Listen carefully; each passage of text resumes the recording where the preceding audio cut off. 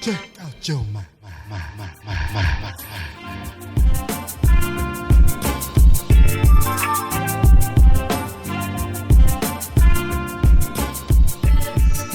Reporting us during Roma Roman event.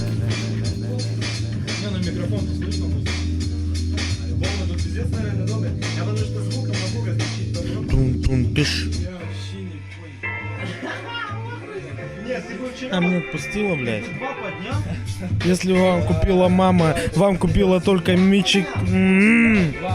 Если мама в магазине вам купила только мячик и не хочет остальное, все, что видит, покупать. Станет прямо пятки вместе, станет... Бля, я хуёво читаю, кажется. Жесткий. Там написано, говорит, если мама не хочет покупать вам мячик, то деда.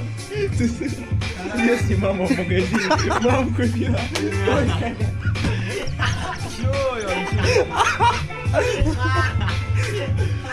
Ебашить жестко. Если мама в магазине вам купила...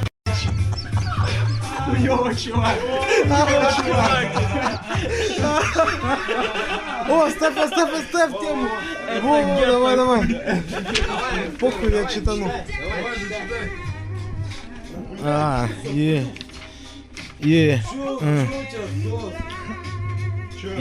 Блять, надо текст найти.